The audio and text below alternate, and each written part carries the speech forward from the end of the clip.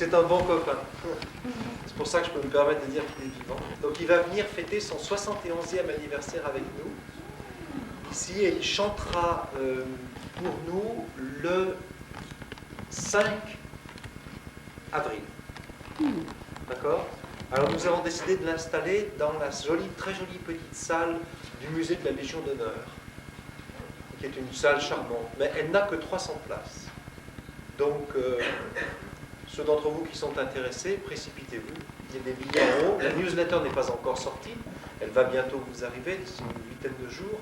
Mais d'ores et déjà, le plan de salle est prêt et les billets sont en vente ici à la réception.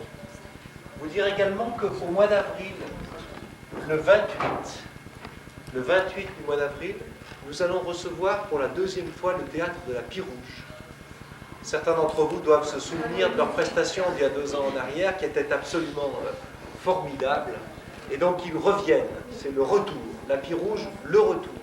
Donc le 28, je vous recommande vivement de retenir votre soirée ce jour-là, parce que vraiment ils sont formidables. Et ils viennent avec le cabaret de la Pie-Rouge, où ils vont nous jouer des extraits de pièces, des chansons du Prévert, du Queneau, etc., etc. Et là encore, nous les mettons dans le théâtre du musée de la Légion d'honneur. Entrez, monsieur. Trouvez-vous une place. Donc nous les mettons également dans le théâtre du musée de la Légion d'honneur. Donc là encore, 300 places.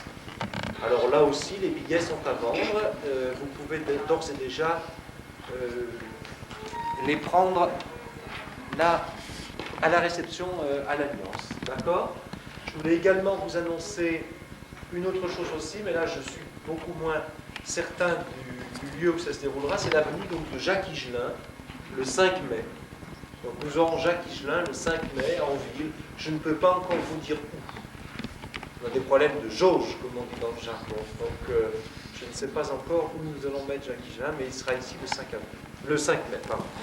Donc voilà, je vous remercie de votre attention et je donne maintenant la parole à Annie Crivier qui va vous parler donc, du rêve californien. C'est bien de ça qu'il s'agit. Son livre est ici. Eh bien, tout d'abord, merci à M. Fournel et à Brigitte Morvan de m'avoir invité ici et merci à vous d'être venus. Quand un auteur a la possibilité de venir présenter le résultat de ses recherches, et cet auteur ne peut qu'être très content. Contente.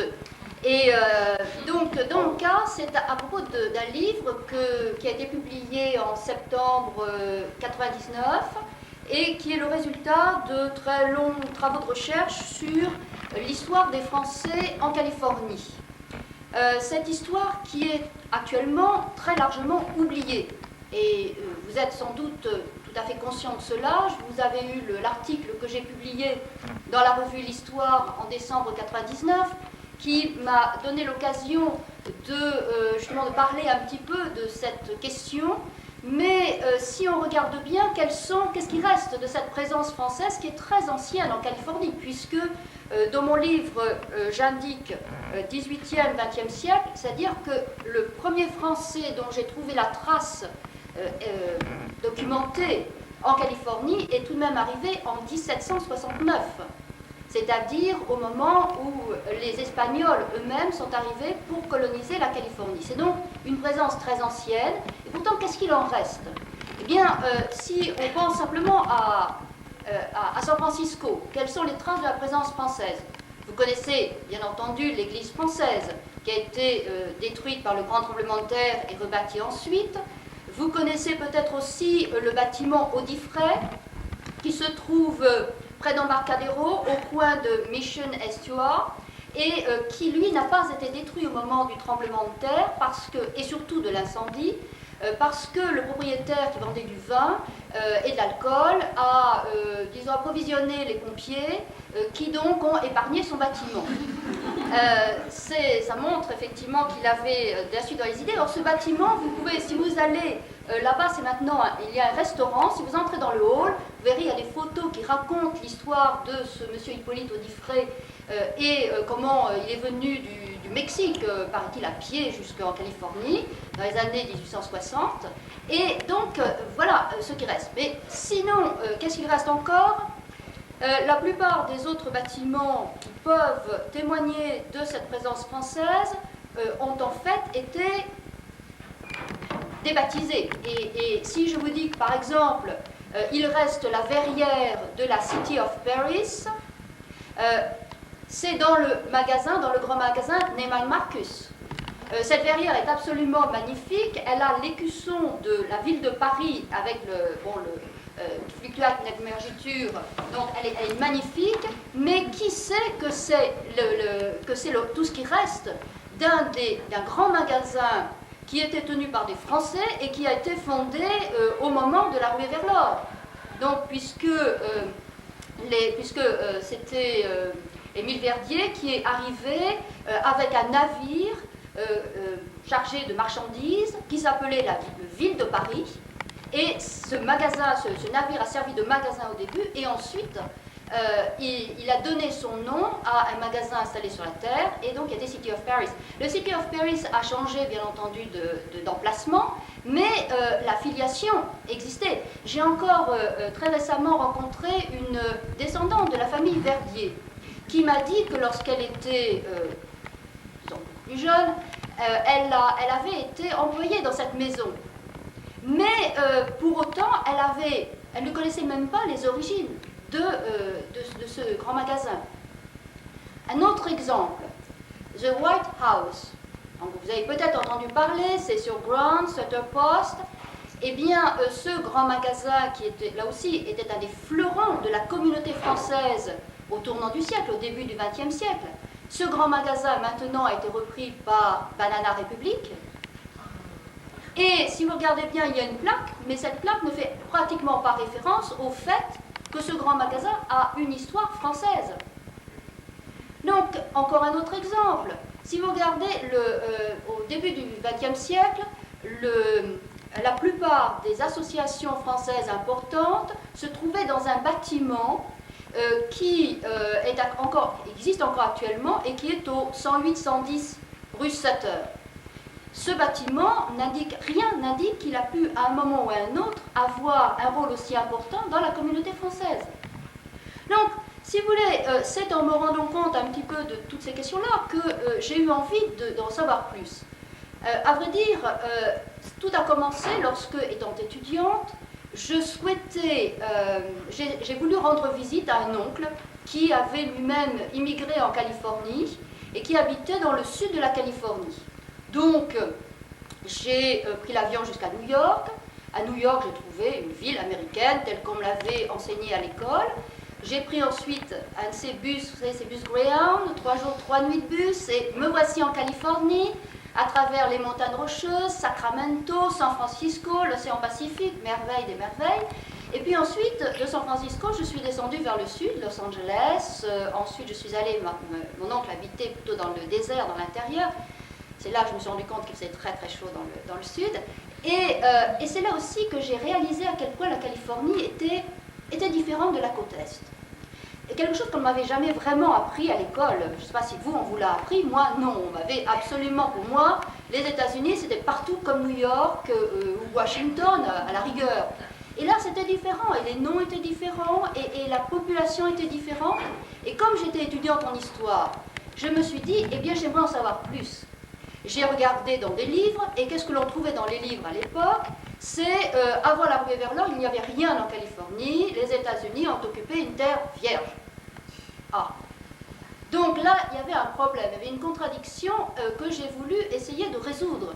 Et c'est ainsi que j'ai décidé d'en faire le sujet de mon doctorat d'histoire, de ma recherche pour ma thèse d'histoire, qui a été consacrée aux relations entre la France et la Californie avant la ruée vers l'or, c'est-à-dire de 1786 à 1848.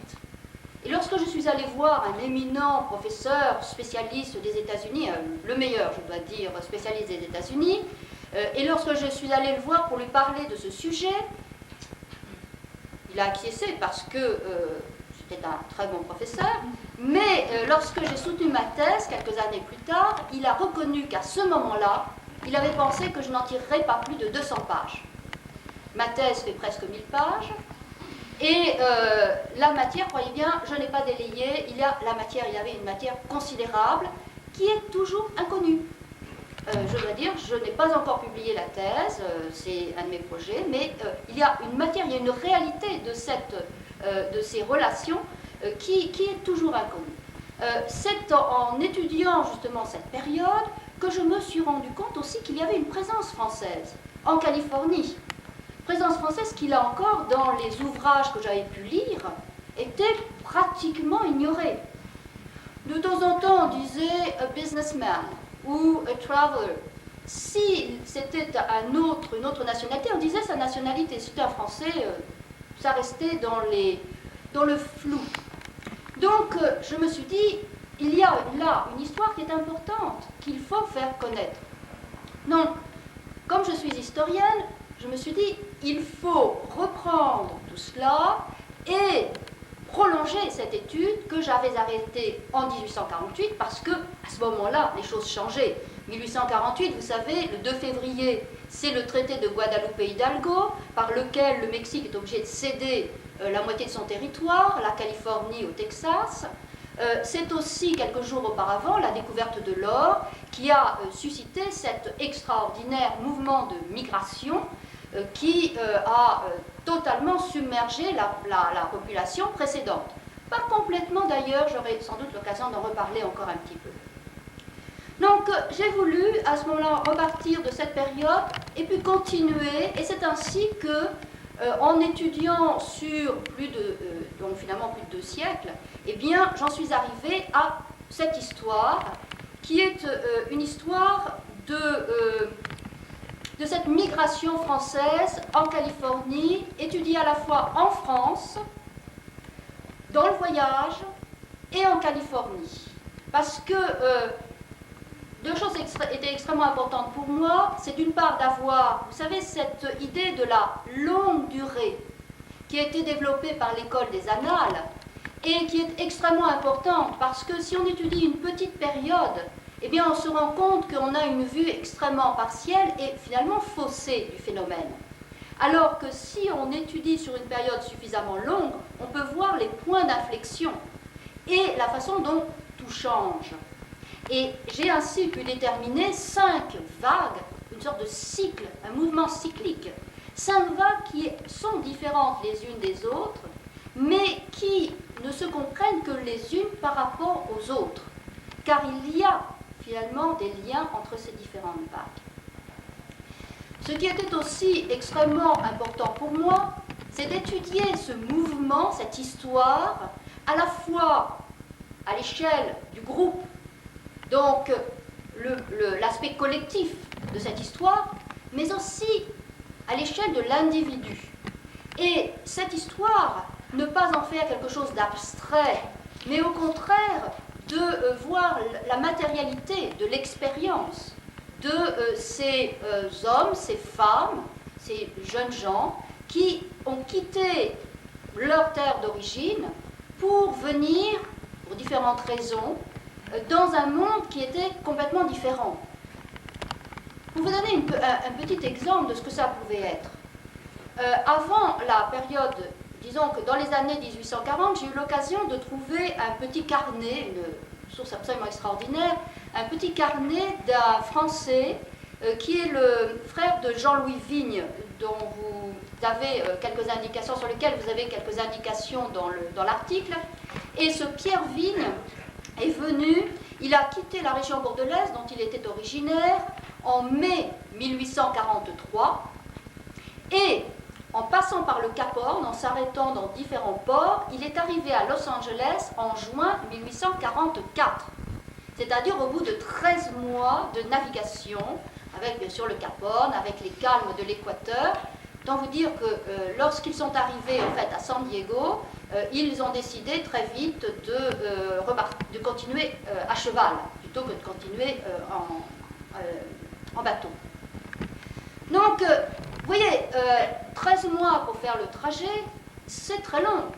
Cela veut dire qu'il y a forcément, d'une part, une approche très lente de ce nouveau monde, avec beaucoup d'anxiété, avec des espoirs, avec des informations encore lacunaires. Et puis un jour, on arrive. mais c'est un monde complètement neuf, un monde sur lequel on a finalement tout à apprendre, car ces Français qui arrivent en Californie au XVIIIe ou au XIXe siècle, la plupart du temps ne parlent pas ni espagnol, qui est la langue principale avant 1848, ni anglais, qui devient la langue principale dans la deuxième moitié du XIXe siècle. Donc, ils ont vraiment beaucoup de choses à transformer et à apprendre. Donc, ces Français, sur lesquels que j'ai étudié, comme les autres immigrants, j'ai différencié 3 catégories. Il me semble important de montrer la diversité extraordinaire, bien entendu, de ces expériences, mais en même temps d'essayer tout de même de montrer les grandes tendances. Les 3 catégories sont, d'une part, ceux qui sont les plus pauvres et qui, généralement, sont ceux auxquels on pense lorsqu'on pense immigration. Sont ceux qui prennent tous les travaux manuels, les travaux qui rebutent les habitants du pays qui reçoit les immigrants. Disons tout de suite que parmi les Français, il y en a eu, je pourrais donner quelques exemples rapidement, mais ce n'est jamais qu'un petit pourcentage. Ceux qui sont les plus nombreux, ce sont ceux que l'on pourrait mettre dans une classe moyenne assez élargie, les artisans, aussi des professions libérales, des artistes, des enseignants. Donc vous voyez, des personnes qui en France auraient pu avoir une vie tout à fait convenable, mais qui d'une certaine façon ont pensé que dans un pays autre, ils pourraient améliorer encore leur situation. Donc, mais qui avaient eux-mêmes une qualification, ce que j'appelle un capital. Je ne suis pas la seule à utiliser ce terme, mais ils ont un capital qu'ils apportent avec eux. Ça n'est pas forcément de l'argent, ce n'est pas forcément un capital financier. Cela peut être un capital d'éducation. Cela peut être aussi un capital de relations. Donc ce sont des populations qui ne sont pas désarmées face au pays dans lequel ils se rendent et qui en général parviennent à améliorer leur situation, pourvu bien entendu qu'ils aient du cœur au travail. Troisième catégorie qui m'intéresse peut-être encore plus que les 2 premières, qui sont tout à fait passionnantes, qui est elle aussi très minoritaire, mais qui tout de même a une importance grande dans la population, dans cette migration française, c'est celle des innovateurs. C'est-à-dire ceux qui, dans leur pays d'origine, avaient un certain nombre d'ambitions qui ne pouvaient pas arriver à remplir dans leur environnement.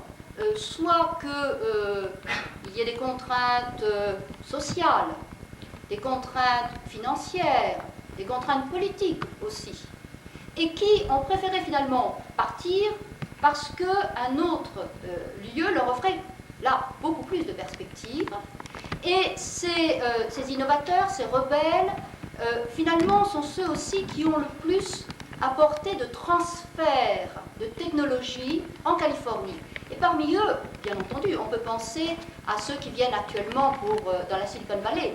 Mais il faut aussi penser à ceux qui sont venus au XIXe siècle comme charpentiers. Car à ce moment-là, dans la première moitié du XIXe siècle en particulier, la Californie manquait beaucoup de cadres, et en particulier de ces cadres qui avaient une connaissance technique, et un charpentier pouvait être quelqu'un qui était capable aussi d'innover. Vous savez, la révolution industrielle a commencé avec du bricolage. Eh bien là, on a aussi un de ces exemples-là. Pour retrouver les villes, les itinéraires donc, de ces Français, j'ai utilisé des sources aussi bien en France qu'en Californie, mais aussi en Espagne et au Mexique. C'est-à-dire que par exemple, pour la France, je vous donne quelques exemples, j'ai utilisé des demandes de passeport, j'ai utilisé des listes de passagers, l'état civil, les archives consulaires, ce qui m'a permis d'avoir justement ces différents niveaux d'appréhension de la question. Aux États-Unis, j'ai utilisé des recensements, des listes de naturalisation, des listes de votants, des annuaires, des almanachs, des journaux, des minutes de notaire, des titres de propriété, des archives des associations. Donc, un éventail assez important de sources qui n'avaient pour la plupart jamais été utilisées et qui m'ont permis de voir ces populations à la fois en tant qu'individus, comme je le disais, mais aussi en tant que groupe. Maintenant, si je veux vous donner très rapidement, car vous en avez un exemple dans l'article que j'ai mentionné, donc cet article, comme je disais, paru dans la revue L'Histoire en décembre 1999, si je veux vous donner très rapidement un aperçu de ces 5 vagues de migration. La première vague, c'est celle de la période 1769-1848 dont j'ai parlé tout à l'heure. Et les 3 premiers exemples de présence française en Californie, donc que l'on connaît, donnent une bonne illustration des 3 catégories que j'ai décrites tout à l'heure. Le premier, Pedro Prat, Pierre Prat, arrive en 1769, ai-je dit. Il arrive sur le navire sur lequel se trouve l'expédition commandée par Gaspar de Portola, l'expédition espagnole qui, vous savez, qui était dirigée et par Portola et par Junipero Serra, et il est dans le groupe de volontaires catalans, il est en fait le chirurgien, le docteur. Donc, on a là un exemple de cette classe moyenne dont je parlais tout à l'heure. C'est-à-dire une personne, bon, bien entendu, un docteur de l'époque, ce n'est pas un docteur de maintenant, mais malgré tout, ce sont tout de même des personnes qui ont une certaine, un certain niveau social, malgré tout, un certain prestige, même quand même, à cette époque-là. Le deuxième exemple, c'est en 1782. 1782, à la mission de San Buenaventura, qui venait très récemment d'être fondée, un marin breton, originaire de l'Orient, est parrain pour un Indien, juste baptisé, et il s'appelle Pierre Roy, Pedro Roy. Donc là, on a un deuxième exemple, c'est plutôt la première catégorie dont j'ai parlé tout à l'heure, c'est-à-dire ceux qui sont, lui était probablement un marin déserteur, bon, qui s'était embauché sur un navire qui ensuite l'avait laissé peut-être dans un port, soit du Pérou, soit du Mexique, et qui ensuite a petit à petit tracé son chemin vers la Californie. Le troisième exemple, et qui correspondra à justement ces transferts de technologie dont j'ai parlé tout à l'heure, c'est l'exemple de l'expédition de la Pérouse qui relâche à Monterrey en 1786 et que tout le monde connaît très bien. Avant de partir, cette expédition qui comprend un grand nombre de savants et qui a laissé des renseignements extrêmement intéressants sur la Californie à cette époque-là, eh bien, cette expédition laisse aux missionnaires qui se trouvent là et aux habitants, d'une part, des graines d'arbres, poiriers, pêchers, mais aussi des pommes de terre venues du Chili, qu'ils avaient du Chili, et d'autre part, un moulin à main qui devait alléger le travail des femmes, un travail qui était très lourd. Donc là, on a justement ce transfert de technologie de la part de ces techniciens et qui, ce que beaucoup de voyageurs à l'époque faisaient, vous savez, ceux qui circulaient dans le Pacifique à cette époque-là, apportaient dans les îles des cochons, donc ils ont été, à la fois, ils prenaient beaucoup de ces plantes et des animaux qu'ils trouvaient dans les îles, mais ils ont donné aussi beaucoup. Donc c'est une époque où il y a eu un très grand transfert de technologie. Donc, dans les années 1830, les Français deviennent plus nombreux en Californie. On les trouve dans de très nombreuses spécialités. Donc, j'ai l'occasion de détailler cela dans mon livre. Dans l'article, je parle tout particulièrement des viticulteurs. Car, en effet, les Français ont été des pionniers dans la viticulture, à Los Angeles, quelque chose qui n'est pas toujours suffisamment connu. En effet, il y avait, avant l'arrivée des Français, il y avait des vignes, bien entendu, parce que les missionnaires franciscains qui avaient fondé les missions en Californie avaient apporté des vignes, ne serait-ce que pour le vin de messe. Mais c'était du vin qui était très sucré, qui donc n'était pas de très bon goût, pas considéré comme de très bon goût. Celui qui a vraiment amélioré la qualité de la viticulture californienne, de la production du vin en Californie, et que l'on peut appeler le père de la viticulture de qualité californienne, s'appelait Jean-Louis Vigne, dont certains ont dit que c'était un homme prédestiné. Effectivement, il était originaire d'un petit village du Bordelais, et il était en fait parti de France en 1826, et il s'était installé à Hawaï, où il avait fait différentes activités, puis ensuite il était venu en Californie en 1831, avait acheté un terrain près de la rivière de Los Angeles, et là, sur ce terrain, il avait installé un vignoble, qui assez vite est devenu un grand vignoble. Et ce qu'il a fait, c'est ça qui est le plus important, c'est qu'il a commandé dans son pays d'origine des pieds de vigne pour greffer sur les pieds locaux en Californie. Et comment est-ce qu'il a fait? Ces pieds sont partis donc, de vignes bordelais, donc des cépages bordelais, sont partis de Bordeaux pour Boston. À Boston, on les a embarqués sur un de ces navires américains qui faisaient le commerce du cuir avec la Californie et qui passait autour du Cap Horn. Donc, ils ont été embarqués et transportés jusqu'à Los Angeles dans ces navires, et de façon à ce qu'ils ne sèchent pas et conservent leur humidité, on les a plantés dans des pommes de terre pour leur conserver de l'humidité. Une fois en Californie, ils ont donc été greffés sur les pieds locaux, et c'est ainsi que Jean-Louis Vigne a été le premier à vraiment améliorer la qualité de la vigne californienne. Plus tard, beaucoup d'autres Français sont venus et eux aussi ont apporté des centaines de variétés de plants français venus du Bordelais, de Bourgogne, de différentes régions de France. Comme vous savez, il y a aussi toute une histoire à l'époque du phylloxéra, de relations entre la France et la Californie à propos de la vigne. Pour en revenir à Jean-Louis Vigne, en 1839, son neveu Pierre Saint-Séverin vient le rejoindre et trouve son oncle bien installé. Pierre Saint-Séverin lui-même s'installe près de Saint-Rosé et donc il épouse la fille d'un notable californien qui s'appelait Antonio Sugnol, et il devient lui-même un notable californien.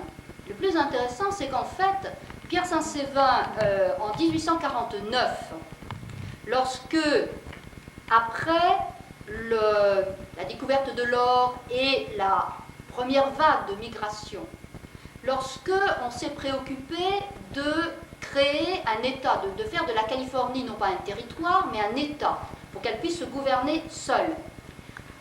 Des délégués ont été élus, 48 délégués. Et parmi les 48 délégués qui ont été élus pour rédiger une constitution, c'est une tâche extrêmement importante, et bien parmi ces 48 délégués, il y avait 2 Français.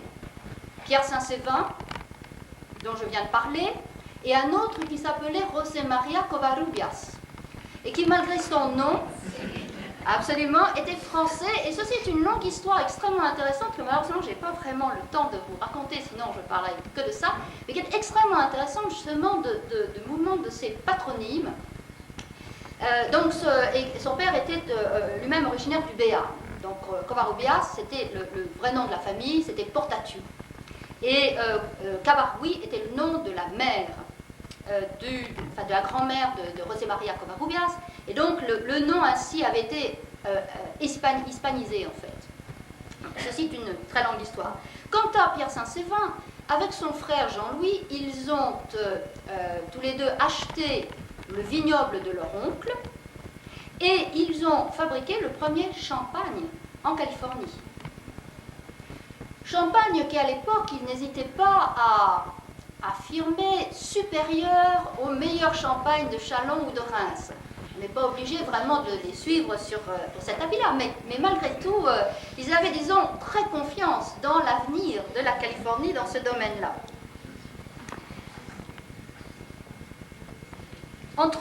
Donc, pendant la deuxième période, alors ceci était la première vague, vous voyez, ce sont des individus.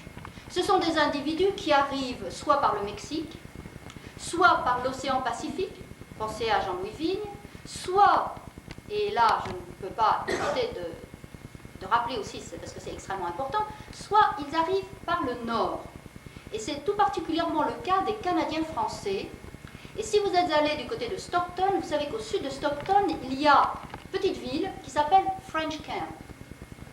Eh bien, ce French Camp, ce n'était pas, comme on pourrait le croire, dû à l'époque de la ruée vers l'or, un camp français. Non, du tout. C'était des trappeurs et traders, en fait. Enfin, c'est-à-dire des trappeurs canadiens-français, dirigés par Michel Laframboise, non tout à fait canadien-français, qui était arrivé, en fait, en 1811 sur la côte pacifique avec John Jacob Astor, donc, vous voyez, au nord, du côté là où se trouve à peu près Portland maintenant, qui avait donc travaillé avec les différentes compagnies de fourrure de l'époque et qui descendait pour commercer avec les tribus indiennes de la région de Californie, et French Camp était leur point de rendez-vous.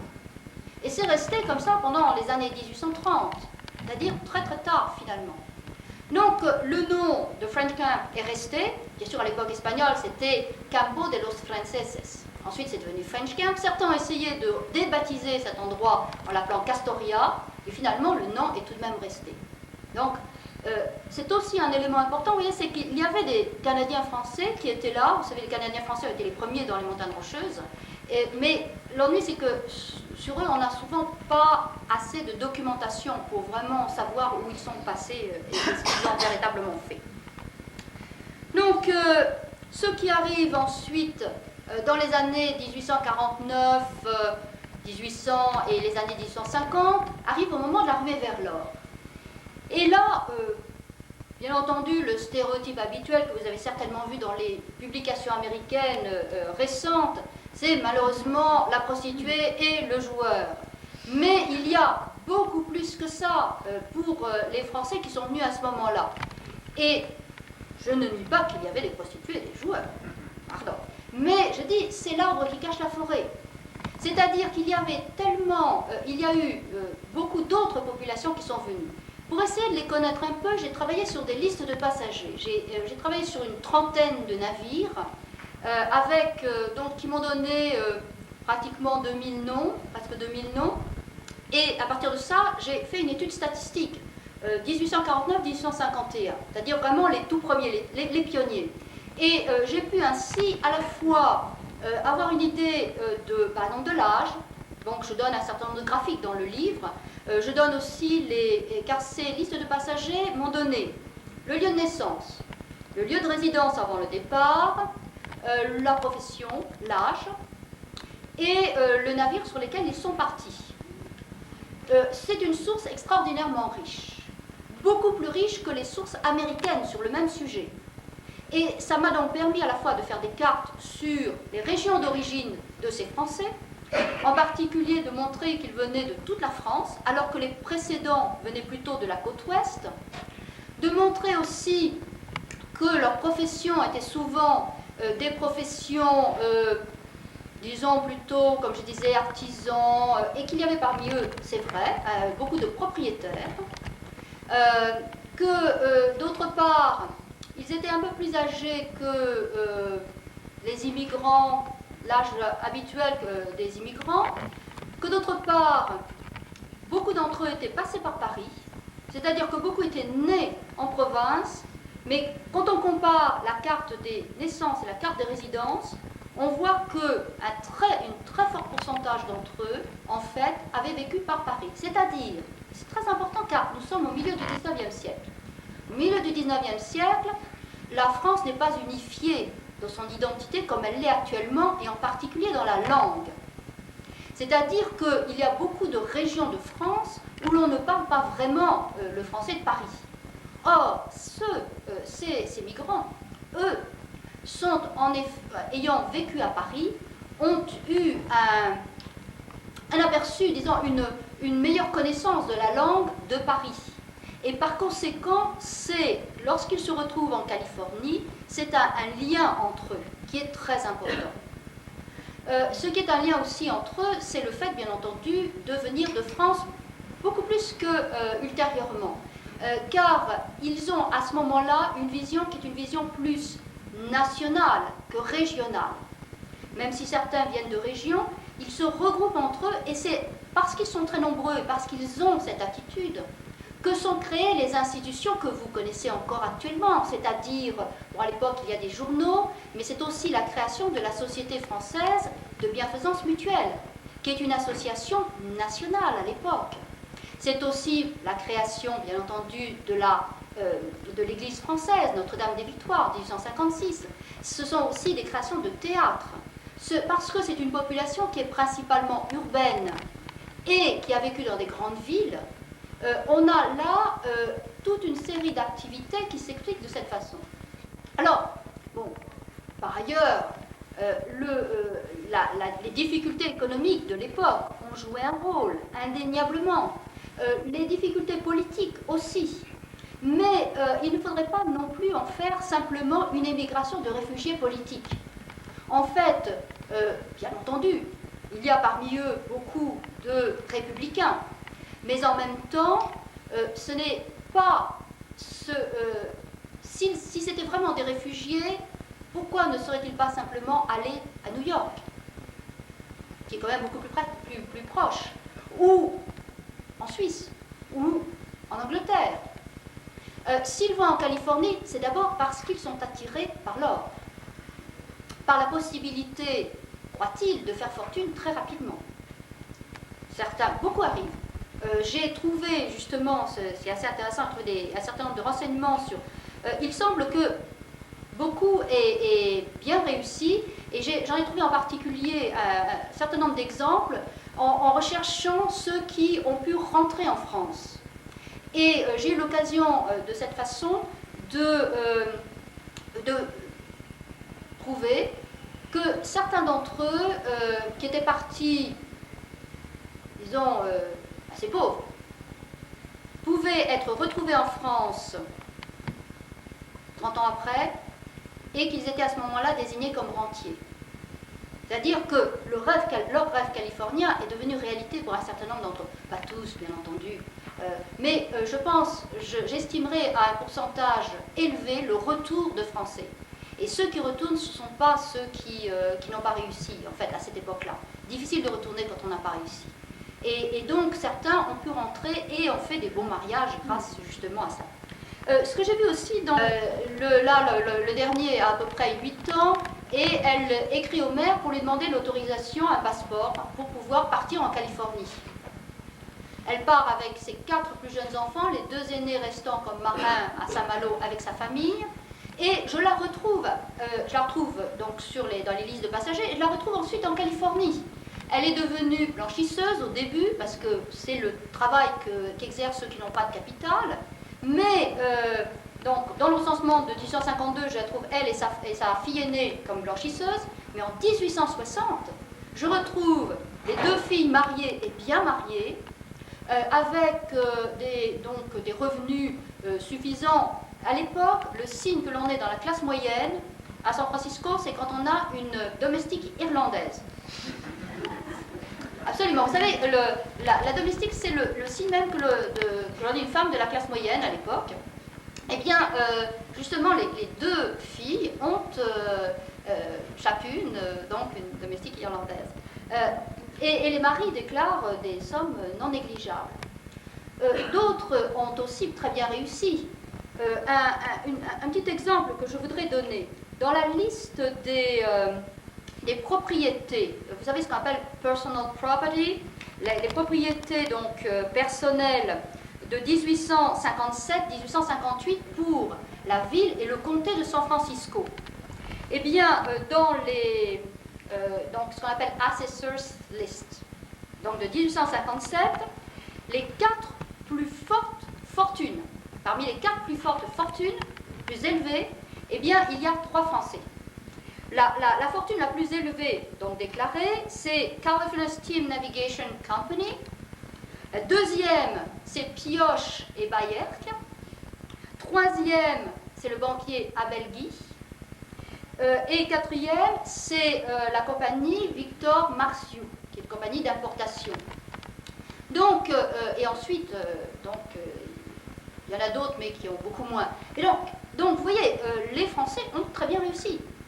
Enfin, disons, un certain nombre de Français ont très bien réussi. Pioche, par exemple. Qui a entendu parler de Pioche? Ça ça va même plus loin que ça encore. Il y avait autrefois une allée Pioche, là où il avait une de ses résidences. Il était très très riche, il avait de très belles résidences, dont une dont je montre la photo dans mon livre, qui avait un toit à la mansarde et qui se trouvait, pas très loin sur Nob Hill. Et elle était beaucoup plus haute que toutes les autres maisons à l'époque. C'est vers 1868. Il y avait à ce moment-là une allée qui s'appelait Pioche Allée. Essayez toujours de retrouver Pioche Allée dans ce quartier-là. Le nom a été changé. Donc, là encore, disparition. Il y a eu en 1950, pour célébrer le centenaire de la Californie, une plaque a été apposée là où il y avait la banque de Pioche. Cette plaque a disparu. 634 Clay Street, juste à côté de Portsmouth Square. La plaque a disparu. Il y en a une autre qui a été mise plus tard à un autre endroit. Mais, donc, vous voyez, je vous disais, cette histoire qui est oubliée. Donc, Pioche, alors je parle bien sûr de Pioche dans mon livre, c'est un personnage, un des premiers banquiers, un des plus riches banquiers de l'époque de la ruée vers l'or. Il se suicide en 1872 et ça a contribué certainement à jeter un certain voile sur son histoire, mais c'est un des personnages importants, c'est un des premiers à fonder des chemins de fer en Californie. Par exemple, Market Street Railway, le chemin, enfin, une sorte de petit chemin de fer sur Market Street. Le Sacramento Folsom, il a été un des investisseurs. Donc, il a été investisseur aussi dans des entrepôts, dans des quais. Il a fait venir des chefs français pour améliorer la gastronomie de San Francisco. Qui se souvient de lui? Donc, beaucoup d'autres, on pourrait citer, et j'en cite bien sûr beaucoup d'autres dans mon livre, de ces Français de cette période de la ruée vers l'or. Il y a aussi, bien sûr, on pourrait parler de ceux qui étaient dans les mines. Ceux qui circulaient dans les mines, on les connaît un petit peu plus, bien entendu. Une belle histoire quand même, allez. Une histoire qui est presque un petit peu trop belle pour être vraie, mais enfin, c'est l'histoire d'un Français qui est dans les mines et il cherche pour son petit déjeuner à attraper des grenouilles. Et tout le monde sait que les Français adorent les grenouilles, même pour leur petit déjeuner. Et alors donc, il y a une espèce de mare, il est là en train d'essayer d'attraper ces grenouilles, et puis tout à coup, il voit quelque chose qui brille. Il prend son couteau, il le regarde de plus près, et c'est une pépite qui lui rapporte $2500. Ça, c'est de la chance quand même. Beaucoup de petits déjeuners en perspective. Donc, une autre histoire révélatrice à l'époque. Nous sommes en 1865 à Los Angeles. 1865 Los Angeles. C'est-à-dire 10 ans après la conquête et à la fin de la guerre de sécession. Le maire de Los Angeles est né en France. Il s'appelle José Mascarell, il est né près de Marseille et il parle à peine anglais. C'est-à-dire qu'en 1865 encore, Los Angeles est un petit village mexicain où l'on peut vivre simplement en parlant espagnol, d'abord, mais aussi français. Et il y a beaucoup de Français en fait dans la région. Le précédent maire avait été un Canadien français d'ailleurs, Damien Marchesso, et qui devient ensuite, s'il arrête d'être maire, c'est parce qu'il était en faveur du Sud. En 65, c'est pas bien vu. Mais l'année d'après, il redevient maire, et en fait, il est maire jusqu'à son suicide. Il aurait pu être maire beaucoup plus longtemps encore.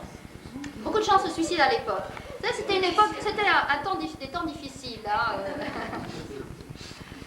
Mais ce qui est encore plus important, c'est qu'à l'époque, dans toute la région de Los Angeles et du sud de la Californie, il y avait beaucoup de Français.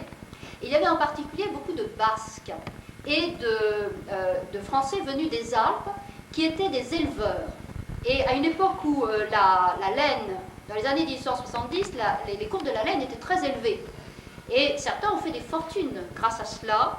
Et comme ils avaient acheté des terrains, ils avaient acheté beaucoup de terrains, dans les années 1880, lorsqu'il y a eu une première vague de migration venue du Midwest à Los Angeles, le prix des terrains a augmenté et ils sont devenus très riches.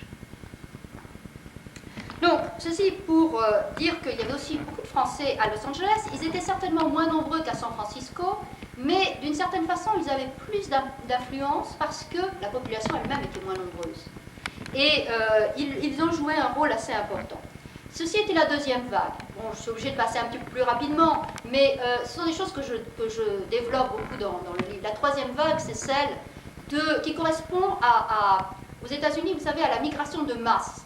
Ce que certains historiens des années 1830-40 américains appelaient, ou même que l'on appelait à la fin du 19e siècle, la nouvelle immigration.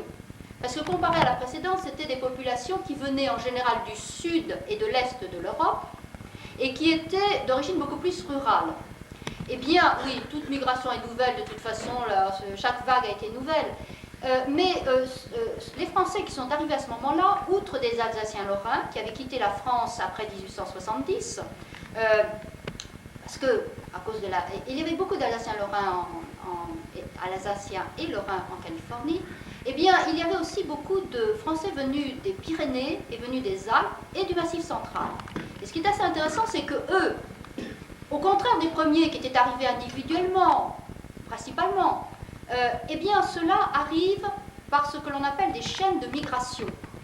C'est-à-dire que certains qui sont arrivés avant, par exemple au moment de l'arrivée vers l'or, écrivent chez eux, font venir leurs femmes, font venir leurs frères, font venir leurs sœurs, leurs neveux, leurs nièces, et leur donnent, les aident à trouver un emploi. Et c'est ce qu'on appelle les chaînes de migration qui ont fini par être tellement importantes qu'au début du XXe siècle, on dit, et c'est probablement vrai, que dans certains villages du Béarn ou même encore plus de l'Aveyron, eh bien, il restait moins d'habitants que le nombre d'habitants qui se trouvaient à San Francisco à la même époque. En particulier, on cite le cas d'un village qui s'appelait Grand Vabre. Il y avait plus de Grand Vabrés à San Francisco qu'à Grand Vabre même. Donc, vous voyez, c'est un phénomène. Là c'est probablement vrai, parce que il y avait ces groupes de Français qui étaient donc de ces régions et qui, eux, avaient plus une attitude plus régionaliste que ceux qui sont arrivés dans les années précédentes. C'est ainsi qu'ils ont créé un certain nombre d'associations qui sont importantes, qui existent encore, comme par exemple la Ligue Henri IV des Béarnais, ou la Gauloise, bien sûr, ou la Gauloise, qui était plutôt petit à petit, où il y avait plus d'Aveyronnais, ou d'autres associations. Il y avait aussi des associations d'Alsaciens et de Lorrains. Donc, ces populations qui arrivent sont surtout employées dans des activités particulières, ce que l'on peut appeler des niches économiques, des créneaux économiques. Pour les Béarnais, c'est souvent la blanchisserie. Et c'est ce que l'on appelle French Laundry.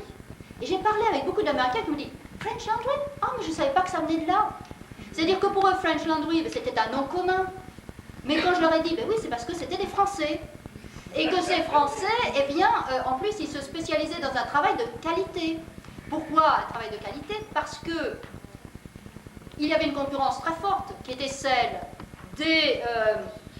d'une part, des Chinois, très bon marché, et aussi des blanchisseries industrielles américaines.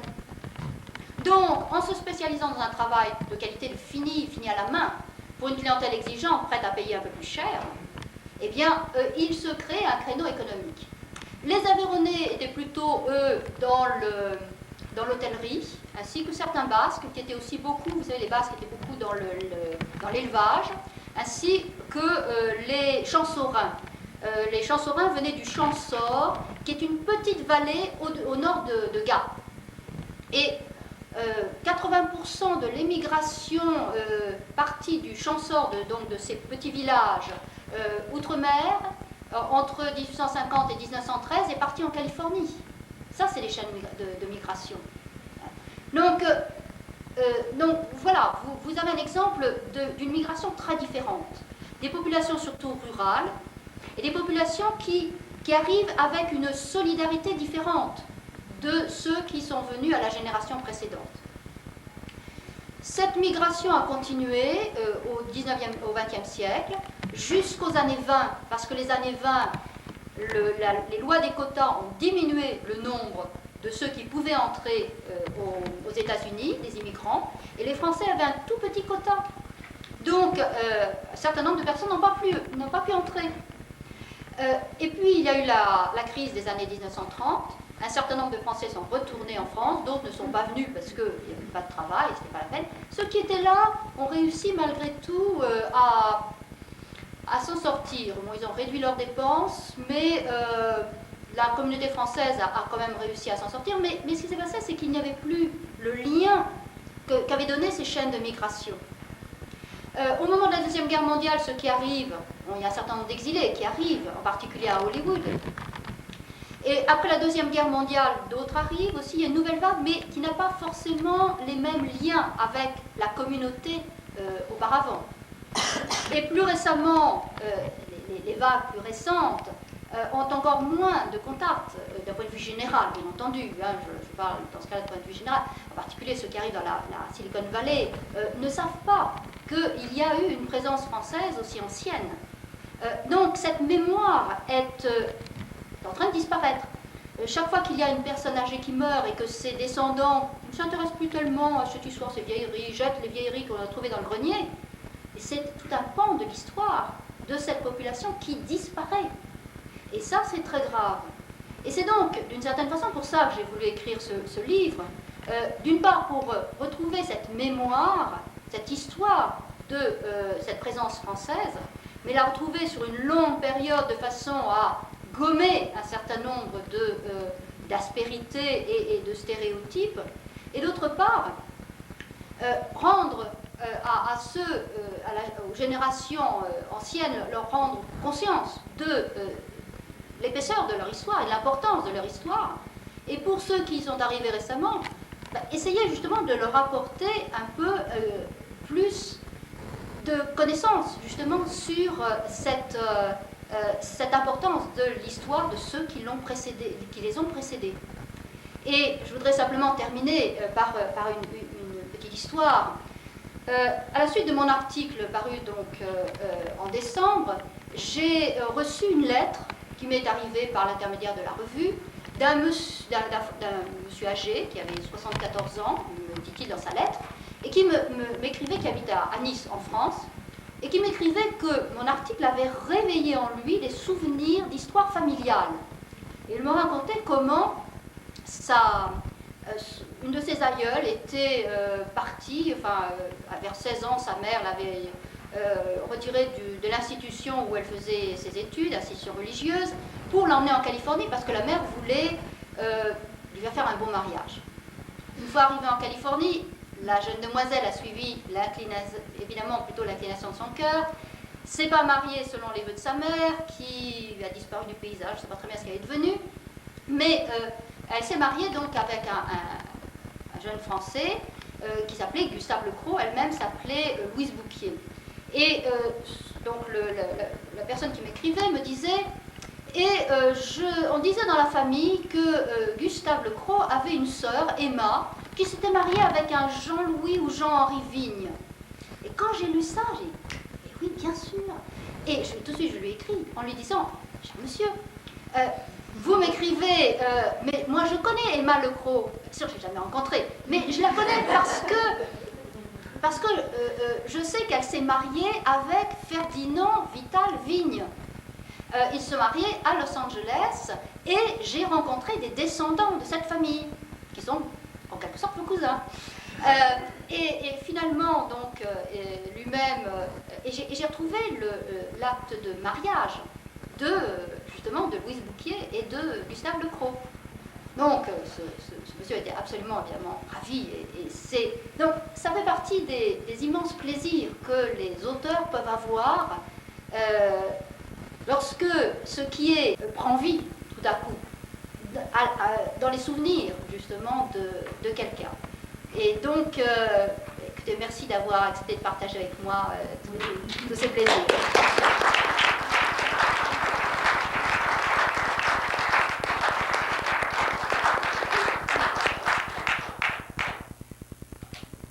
Question ? Oui ?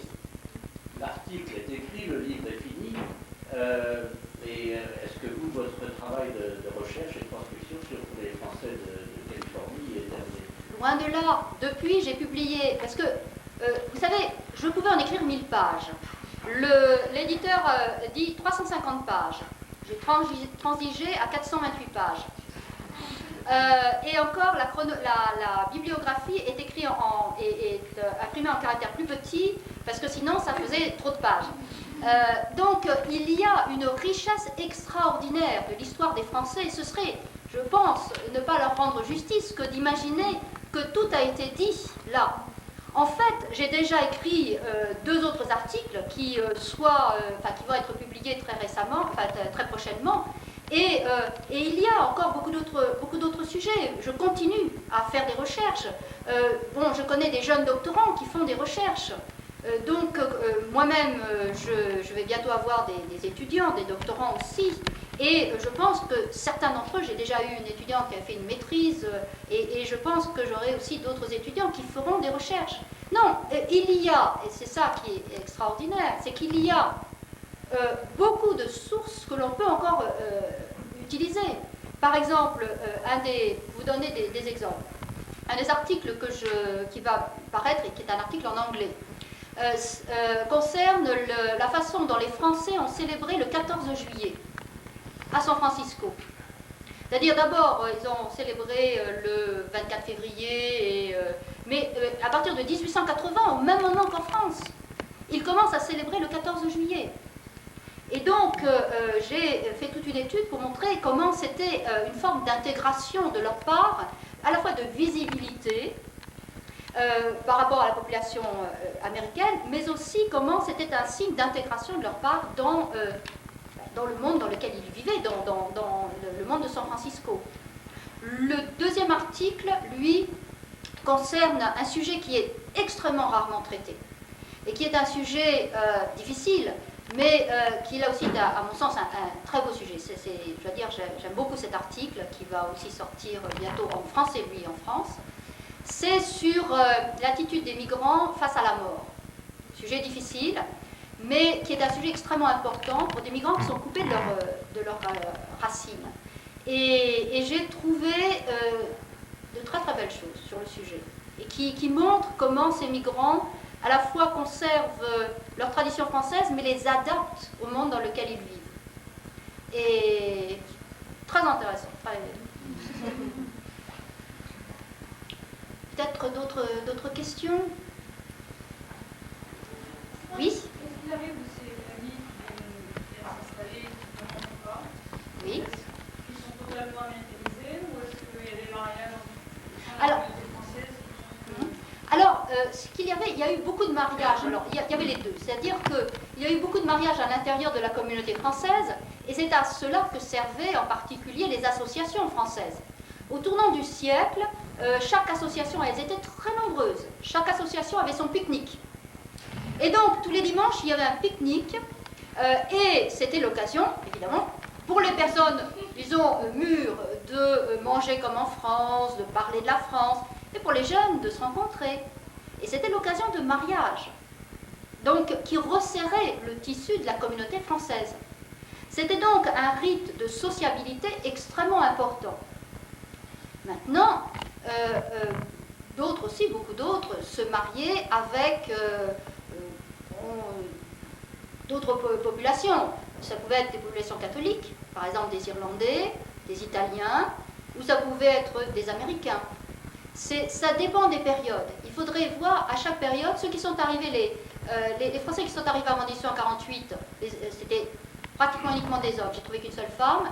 Se sont mariés pour beaucoup avec des Californiennes mexicaines à l'époque. Ensuite, quand les Français sont arrivés, ils sont plutôt mariés entre Françaises, mais les Alsaciens, par exemple, se mariaient beaucoup aussi avec des Allemands. Et j'ai trouvé, par exemple, dans le recensement 1860, et oui, dans le recensement 1860, j'ai trouvé beaucoup de couples franco-allemands, que le mari ou la femme soit française et inversement allemand, ce qui, d'ailleurs, pose des très gros nombres très proches. Il n'y avait pas, parmi ceux qui étaient mariés, il n'y avait pas que des Alsaciens et des Lorrains, mais quand je voyais tous ces couples mariés en 1860, je me disais, 10 ans plus tard, c'était la guerre de 1870 entre la Prusse et la France. Ensuite, une période de patriotisme, et les Français de Californie étaient particulièrement patriotes. Je dois dire, ils ont donné énormément d'argent. ils ont donné 1 600 000 francs de l'époque, une somme absolument fabuleuse, pour aider la France. D'autant plus qu'ils avaient vraiment, beaucoup s'étaient très enrichis, ils étaient donc riches, et ils avaient encore leur famille en France. Et d'après certaines lettres que j'ai pu lire, en fait, il y avait probablement plus de patriotisme français à San Francisco, en Californie, qu'en France. Ça, c'était... Donc, dans cette situation-là, les couples mixtes franco-allemands, ça a dû être très difficile pour eux. Cela dit, alors ce qui était aussi tout à fait remarquable, c'est que les Français, en particulier ceux qui étaient là depuis un certain temps, s'américanisaient en public. C'est-à-dire qu'en public, la plupart, on ne les reconnaissait pas. Bon, ils apprenaient assez vite la langue. Vous savez, l'histoire des qu'est-ce qu'ils disent, c'est un peu du folklore à l'époque de la ruée vers l'or. Mais en fait, beaucoup de Français, même à cette époque-là, apprenaient l'anglais à partir du moment où ils en avaient besoin. Même au moment de la ruée vers l'or, c'est Marie Paquette qui raconte cette très intéressante histoire de ce Français assoiffé qui demande un verre de Ghost from the West Indies. C'est-à-dire, vous voyez, la confusion de spirits. Spirits, ghost. Alors évidemment, ça fait bien rire mais ce qui prouve qu'au moins, quand ça en valait la peine, on faisait un effort.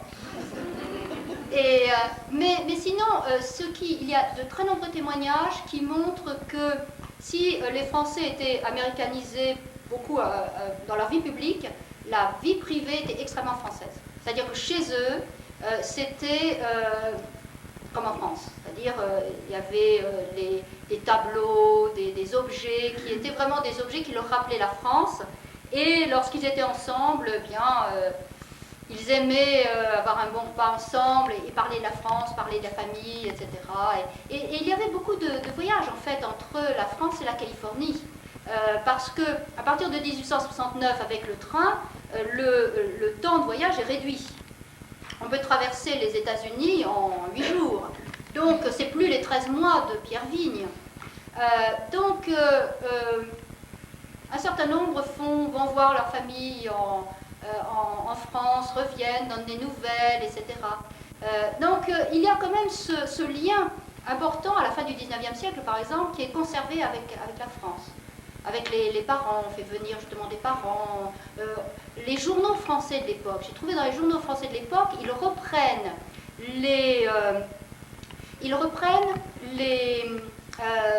par exemple, les actes les avis de naissance ou les avis de décès, des journaux, des régions dont sont originaires les Français qui habitent en Californie.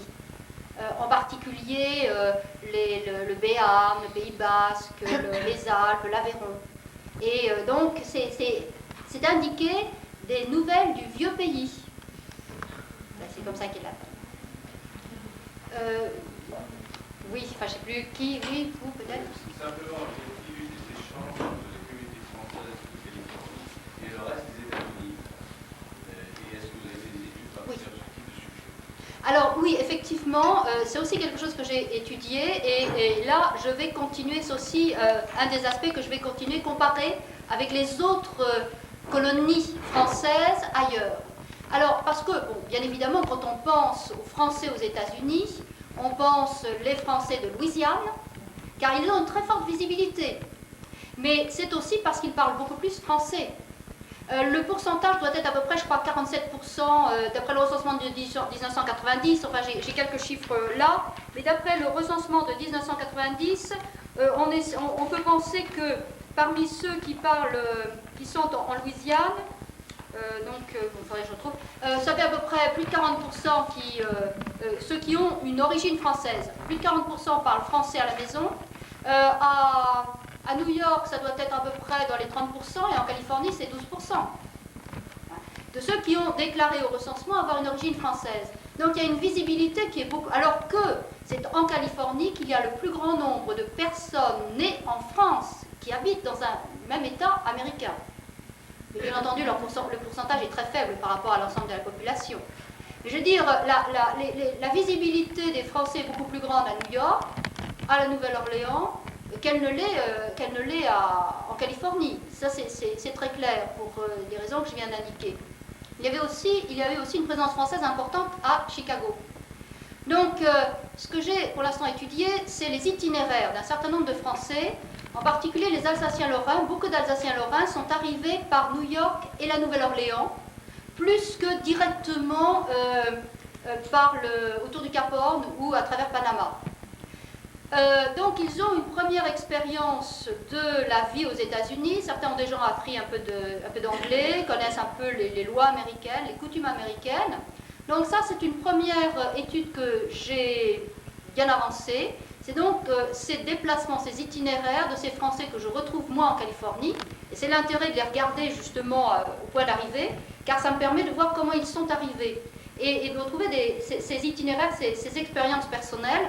Et un autre sujet qui m'intéresse beaucoup, c'est celui des sociétés françaises de bienfaisance mutuelle. Car il y en avait ailleurs.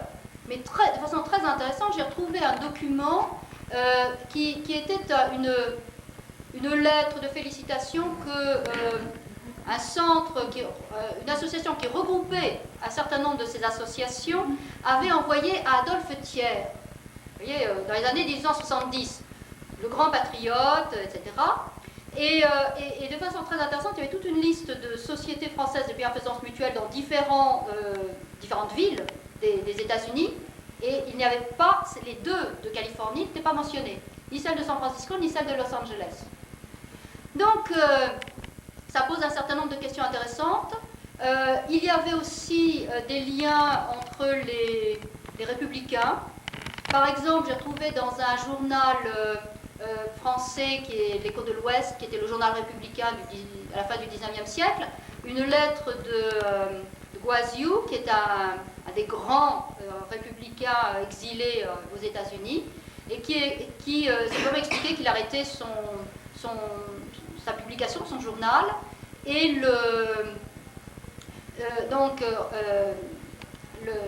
l'éditeur de l'Écho de l'Ouest disait qu'il donnait cette information en particulier pour les Français qui étaient abonnés au journal de Guazou. Donc il y avait des liens politiques, donc idéologiques, il y avait des liens par les itinéraires. Maintenant, c'est surtout dans cette direction-là. Il y en a peut-être d'autres, mais c'est déjà des choses importantes, je pense. Il y a beaucoup d'autres questions. Vous vouliez poser une question? Je voudrais juste Oui. demander pour du ville plus proche de Sacramento, de San Francisco, de Chicago, mais toujours en Californie, assez que j'habite à Sacramento. Oui. Vous avez mentionné surtout San Francisco et Los Angeles. Évidemment, ce sont des centres plus importants. Mais je me demande si vous avez trouvé des traces, des Français importants dans l'histoire de ma ville. Alors, vous avez tout à fait raison de poser la question. Bon, je fais une présentation très rapide. Bien évidemment, je n'épuise pas le sujet. J'ai beaucoup étudié aussi à la fois les grandes villes et les régions rurales, le nord de la Californie et le sud, le centre, dans les différentes régions. Pour Sacramento, par exemple, au moment lorsque Sacramento est devenue la ville, donc il y avait un certain nombre de Français, par exemple, lorsqu'elle est devenue la capitale, il y avait des Français comme par exemple Covarrubias, donc les délégués. Il y avait aussi un certain nombre de Français qui étaient des marchands, à Sacramento. Il y avait aussi Charles Roussillon et Pierre Saint-Séverin étaient plutôt, je pense, à Stockton. Mais Sacramento était une ville importante puisque c'était celle qui ouvrait sur les mines du Nord, où il y avait beaucoup de Français aussi. Donc il y avait des marchands qui étaient là et qui approvisionnaient les mines du Nord. Il y avait, oui, un certain nombre de Français. J'ai une carte en 1870, en 1920, le nombre de Français d'après les recensements par comté. Et on voit à ce moment-là que justement le comté dans lequel se trouve Sacramento, fait partie, on a le nombre de personnes nées en France qui ont été recensées à ce moment-là.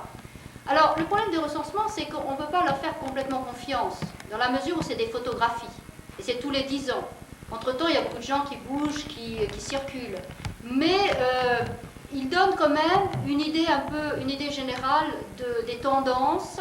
Et lorsque dans un comté, on voit que le nombre de Français diminue, et on pense que c'est parce que certains sont repartis en France, d'autres ont vieilli et disparu, et qu'il n'y a pas eu de nouvelles arrivées de populations venues de France.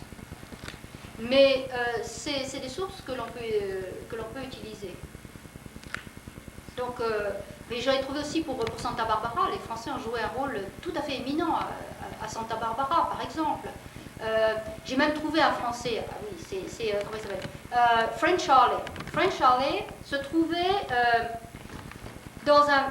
il y avait un petit oasis, vous voyez, après Palm Springs, Indio, en allant vers l'Arizona.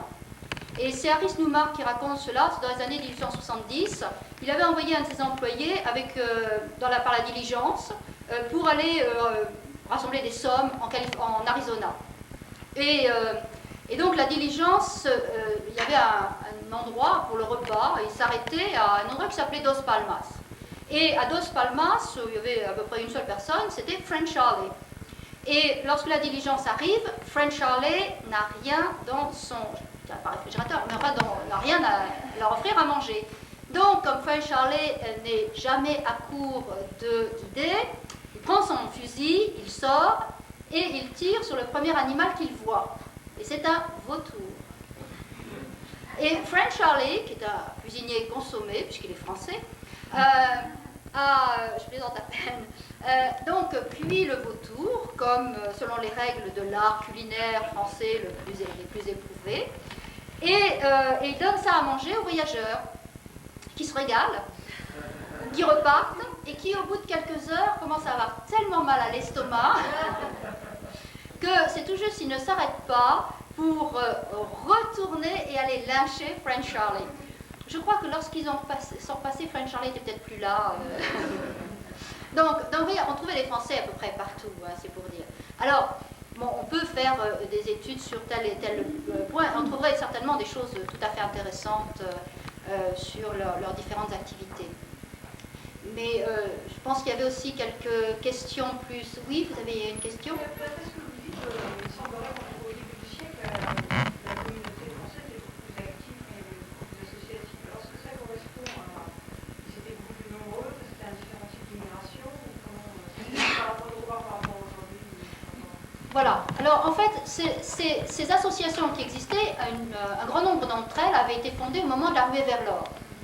Donc, ceux qui les ont fait, qui leur ont permis de continuer à vivre, mais vivre, je dis bien vivre, pas seulement survivre, hein, vivre, être active, ce sont d'une part les enfants des pionniers, qui étaient américains, puisque nés aux États-Unis, mais qui avaient gardé un très fort intérêt pour la France, pour le pays de leurs parents, où certains avaient voyagé d'ailleurs, j'ai trouvé un certain nombre d'entre eux qui avaient voyagé, et à une époque où la France avait un grand prestige. Donc, quand on retrouve ceux qui dirigent ces associations, on trouve un certain nombre de ces noms-là.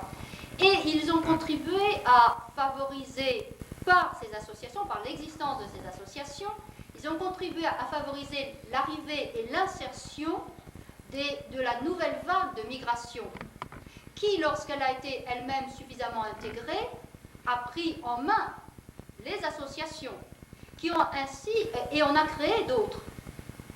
Et cela a contribué ainsi à développer justement la solidarité et les relations entre les différents Français.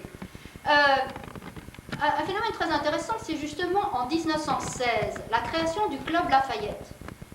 À une époque où les Français étaient tout de même très divisés, entre d'un côté les Béarnais, les Aveyronnais, les Basques, les Champsaurins, avec des différences sociales, avec des différences d'activités. Bon, il y avait une certaine division, comme on retrouvait aussi en France à la même époque, mais d'une certaine façon très forte.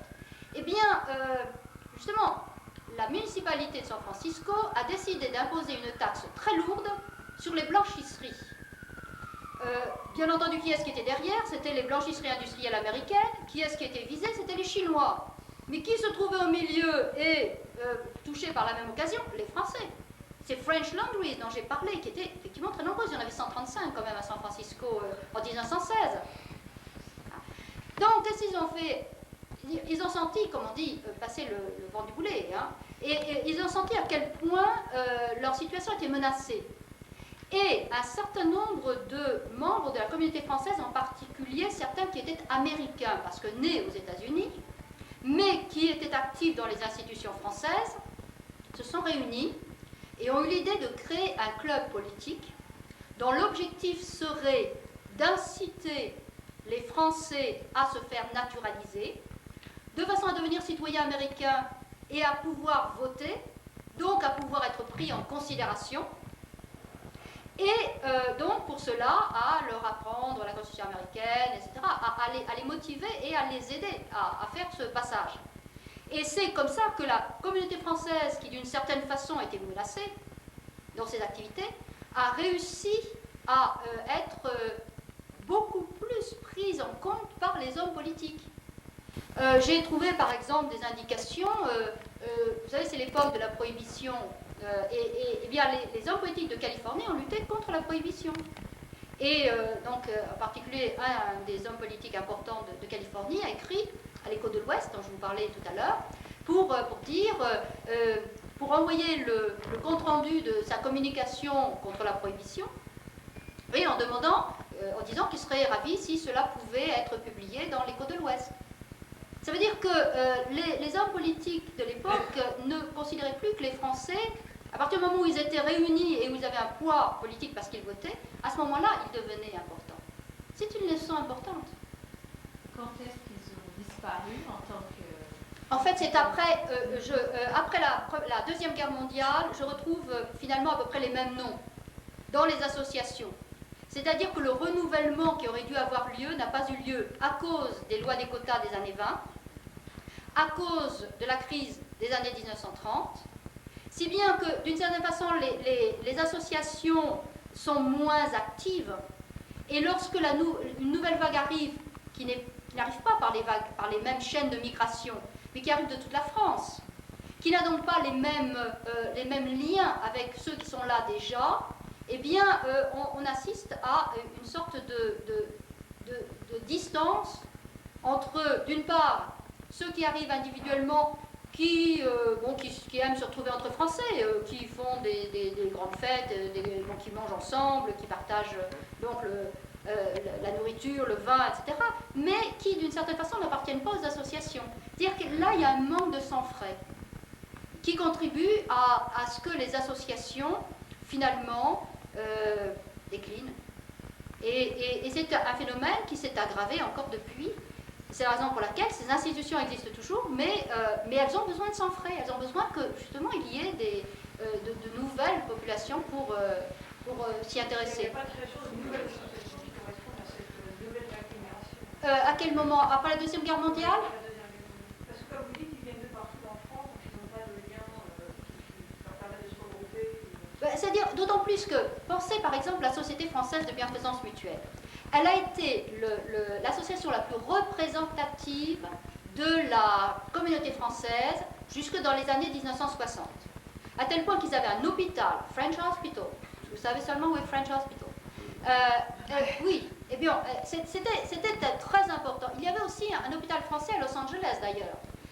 Entre nous, petite information, à Los Angeles, Hill and College, vous avez, maintenant c'est Pacific Alliance Hospital, mais devant vous avez une très grande statue de Jeanne d'Arc, qui était la statue qui se trouvait devant l'hôpital français et qui est restée là. Il y a aussi deux plaques qui indiquent que c'était l'hôpital français, et là encore, ce sont des petites traces qui restent de cette présence française. Donc il y avait un hôpital français à San Francisco, mais ceux qui arrivent plus tard, après la Deuxième Guerre mondiale, est-ce qu'ils ont vraiment besoin de la même solidarité, du même type de solidarité? Par exemple, s'ils ont par exemple la sécurité sociale, ils n'en ont pas forcément besoin, ce ne sont plus les mêmes besoins finalement, c'est plus les mêmes populations. Donc ça ne veut pas dire que certains ont eu des contacts avec, bien entendu, les anciennes associations françaises, mais malgré tout pas autant que cela aurait pu être s'il n'y avait pas eu cette brèche, ce qu'on appelle gap, entre donc ceux qui sont arrivés dans les années avant la Première Guerre mondiale ou jusque dans les années 20, et puis ceux qui sont arrivés depuis. Oui.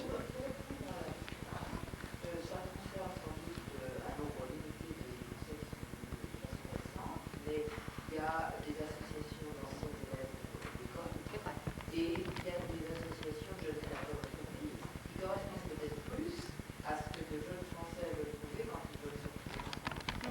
Oui, très juste, très juste. Il y a aussi, bon, il y a quand même eu tout un ensemble de créations, il y a un dynamisme qui existe, mais qui n'est plus le même, en effet. Je voudrais tout de même vous préciser une petite chose, c'est que pendant qu'Annick nous faisait cette très brillante conférence, dans la pièce à côté, la Ligue Henri IV était en train de tenir sa réunion mensuelle et qu'elle est aussi propriétaire des locaux dans lesquels vous vous trouvez. Donc ces associations sont encore vivantes, puissantes, actives et riches. Dans ce pays n'est pas non nul, comme disent les mathématiciens. Le café philosophique était de ce côté-là, mais il n'a pas de caractère associatif. Mais là, c'est très récent, le café philosophique. C'est-à-dire que là, ce que je trouve très positif, c'est qu'il y a une recrudescence, en quelque sorte, d'intérêt pour les associations, pour cette culture française, et ça, c'est quelque chose de très positif. Oui. Et les premières écoles françaises, vous êtes de quand? Alors, on en trouve, les premières écoles françaises, on en trouve au moment, à l'époque de la ruée vers l'or, lorsque les femmes et les enfants arrivent. Donc, ce sont des écoles privées. Ensuite, eh bien, il y a un certain nombre de Français, en particulier de Françaises aussi, qui créent des instituts, des écoles, j'en cite un certain nombre, bien entendu. Et puis, après, eh bien, l'école de Notre-Dame-des-Victoires est beaucoup plus récente, puisqu'elle va célébrer son 75e anniversaire, enfin, elle l'a célébré là en janvier, mais c'est la plus ancienne qui est survécue, qui existe, de celles qui existent. Puis par ailleurs, il y a les lycées, il y a toute une série d'autres écoles. Voilà, moi je voudrais remercier une association qui est San Francisco Bay Accueil, ici, qui nous a permis d'avoir cette conférence ce soir. Donc c'est une association française et active, et assez récente, je crois, une création assez récente. Donc vous voyez, ça existe encore. Donc je pense que Annick Prier est à votre disposition si vous souhaitez prendre son livre. Elle vous dédicacera. Je serai absolument ravie de vous le dédicacer. Et encore, merci beaucoup d'être venu.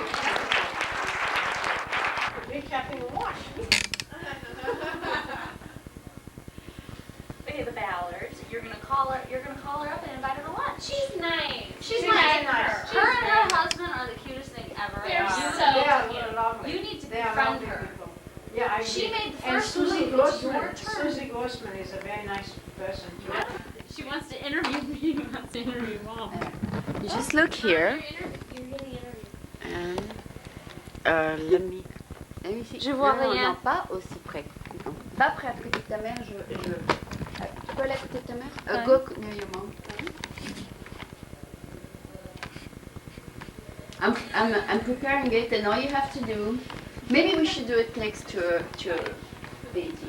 Can we go there, maybe? Oh yeah. Are you an official interviewer?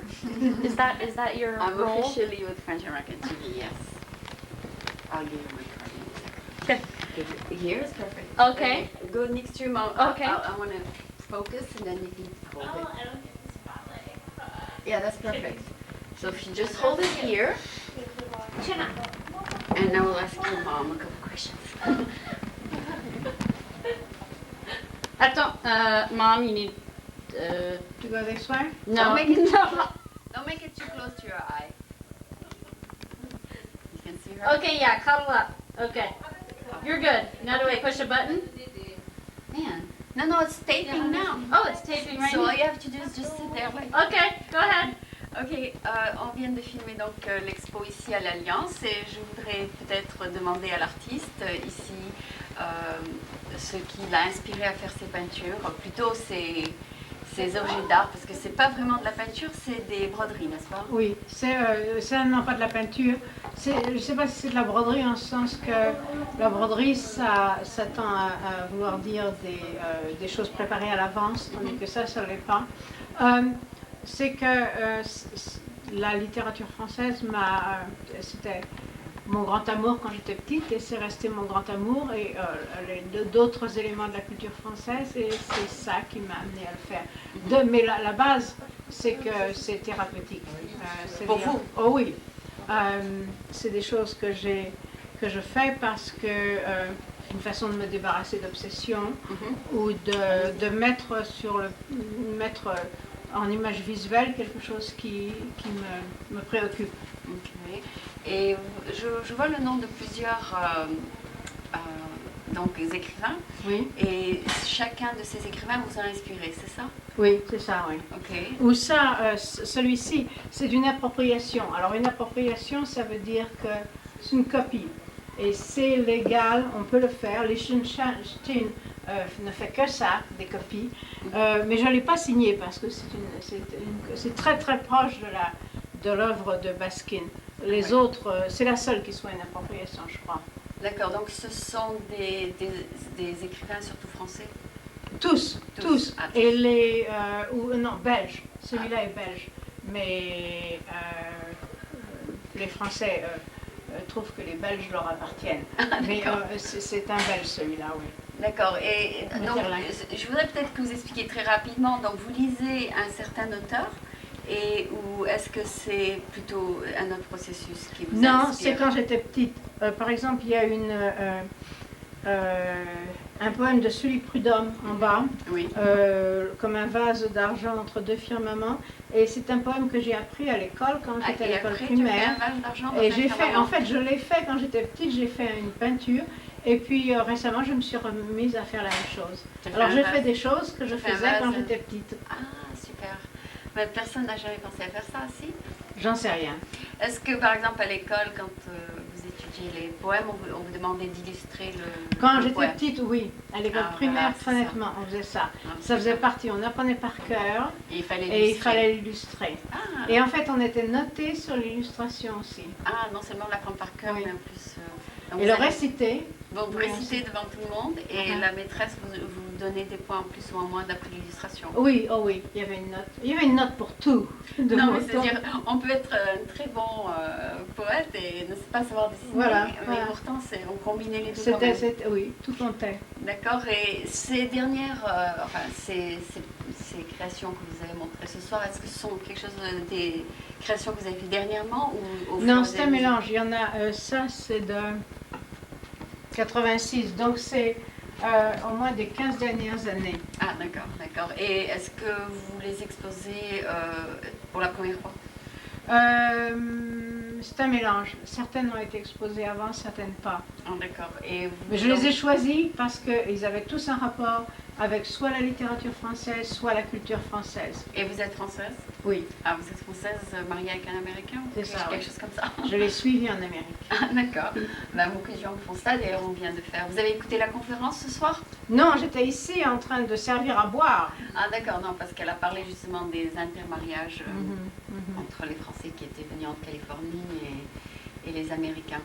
Et donc, c'est en expo donc pendant un mois. Et après, quels sont vos projets? C'est peut-être de les exposer aussi dans d'autres villes? Je ne sais pas pour ce lot-là. Je ne sais pas, ça dépend. J'ai un autre lot qui va être exposé qui s'intitule en anglais Of Snails, Snakes, Seahorses and Other Animals, qui va être exposé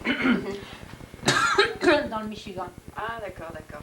D'accord, donc vous allez un peu faire un petit tour. Non, je ne vais pas y aller. Ah, vous allez les envoyer? Oui, je vais les envoyer. D'accord. Demain. Donc c'est un hobby qui va peut-être devenir... c'est un hobby qui devient de plus en plus important. Oui, c'est ça, et ça va peut-être devenir quelque chose qui peut se reproduire et se vendre. Peut-être. Des lithographies, etc. Enfin, il y en a certains qui se sont vendus, mais pas beaucoup. Vous vendez toujours l'original, vous ne vendez pas la photo, les non. photos. Non. D'accord, donc je vous remercie beaucoup. Merci. Comment vous appelez?